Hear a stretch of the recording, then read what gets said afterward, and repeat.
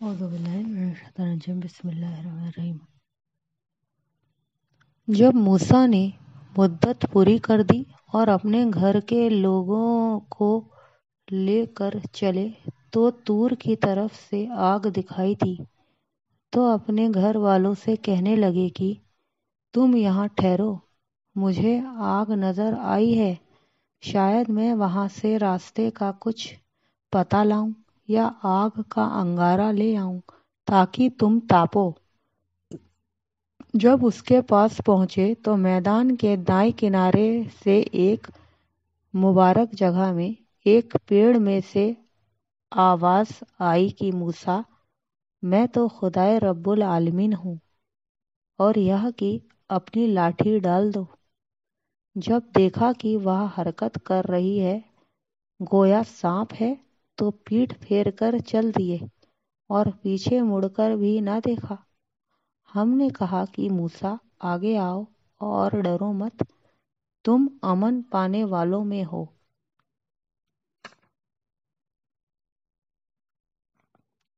نہیں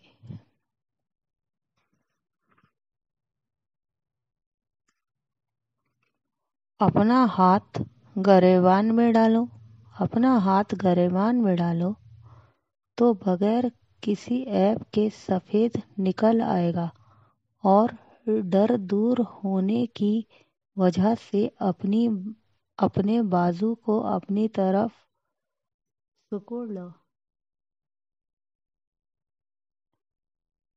یہ دو دلیلیں تمہارے پروردگار کی طرف سے ہیں۔ ان کے ساتھ فرعون اور اس کے درباریوں کے پاس جاؤ کہ وہ نافرمان لوگ ہیں۔ موسیٰ نے کہا، اے پروردگار، ان میں کا ایک شخص میرے ہاتھ سے قتل ہو چکا ہے، سو مجھے ڈر ہے کہ وہ کہیں مجھ کو نہ مار ڈالیں، اور ہارون جو میرا بھائی ہے اس کی زبان مجھ سے زیادہ صاف ہے، تو اس کو میرے ساتھ مددگار بنا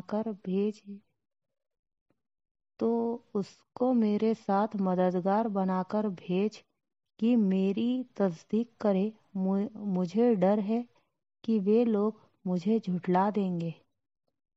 خدا نے فرمایا، ہم تمہارے بھائی سے تمہارے بازو کو مضبوط کریں گے اور تم دونوں کو غلبہ دیں گے، تو تمہاری نشانیوں کی وجہ سے وہ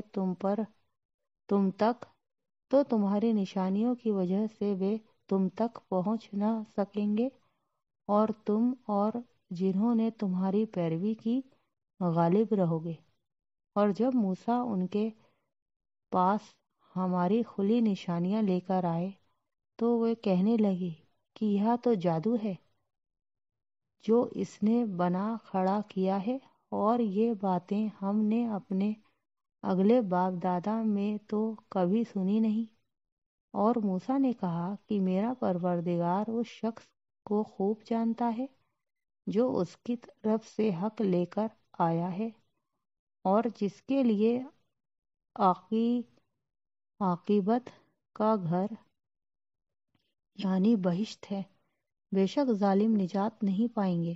اور فرعون نے کہا کہ اے درباریوں، میں تمہارا اپنے سوا کسی کو خدا نہیں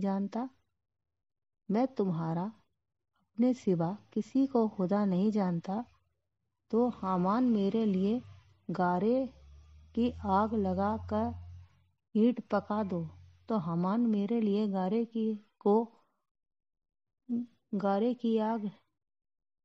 کو آگ لگا کر اینٹ پکا دو، پھر ایک اونچا محل بنا دو تاکہ میں موسیٰ کے خدا کی طرف چڑھ جاؤں، اور میں تو اسے جھوٹا سمجھتا ہوں۔ اور وہ اور اس کے لشکر ملک میں ناحق گھمنڈ میں چور ہو رہے تھے، اور خیال کرتے تھے کہ وہ ہماری طرف لوٹ کر نہیں آئیں گے۔ تو ہم نے ان کو اور ان کے لشکروں کو پکڑ لیا اور دریا میں ڈال دیا، سو دیکھ لو کہ ظالموں کا کیسا انجام ہوا۔